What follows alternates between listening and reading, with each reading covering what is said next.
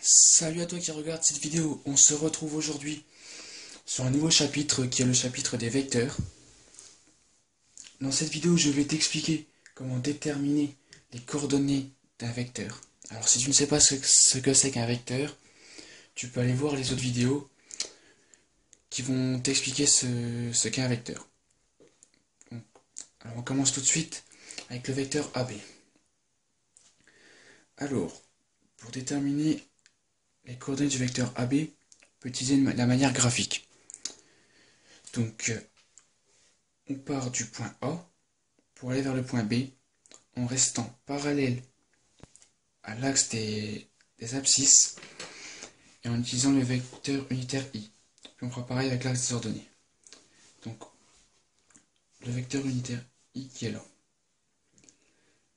Donc on part de A et on se déplace vers I en comptant le nombre de vecteurs unitaires I que l'on utilise. Donc, là, on a une fois le vecteur I, deux fois, trois fois, quatre fois, 5 fois, 6 fois. Donc, on peut noter le vecteur AB est égal à 2 fois le vecteur I, donc 2I. Donc ensuite, on va faire pareil avec l'axe des ordonnées. Donc là, une fois le vecteur J et 2 fois le vecteur J. Bon, c'était 6 fois là.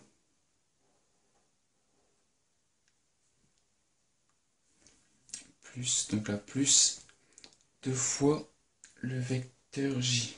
Donc 2 fois J.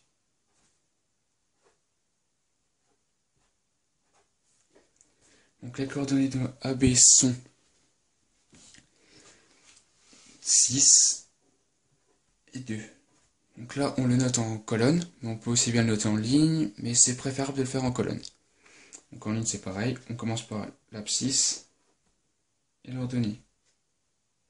Donc 6 et 2.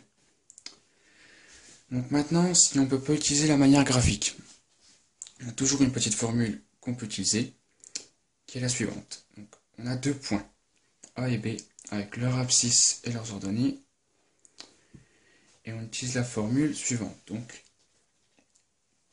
le vecteur AB, c'est l'abscisse de B moins l'abscisse de A, et l'ordonnée de B moins l'ordonnée de A. Alors là, faites bien attention, on commence par le point d'arrivée. Donc là, on commence toujours par le point d'arrivée, et on lui soustrait l'abscisse du point de départ ou l'ordonnée. Donc là, on va l'appliquer à notre exemple.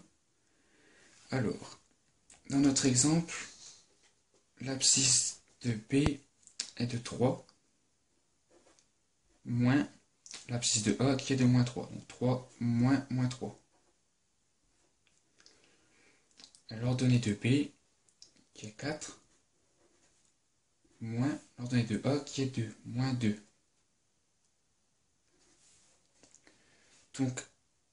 Donc le vecteur AB a pour coordonnées 6 et 2, ce qui est pareil que ici, mais c'est ce qui est aussi normal.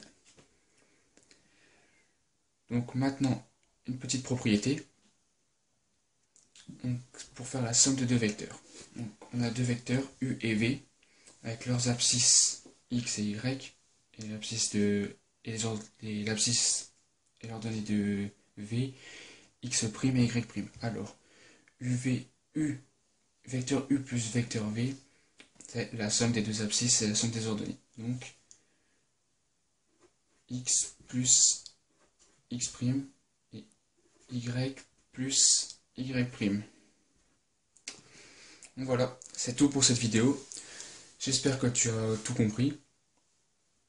Et je te souhaite bonne chance. Ciao!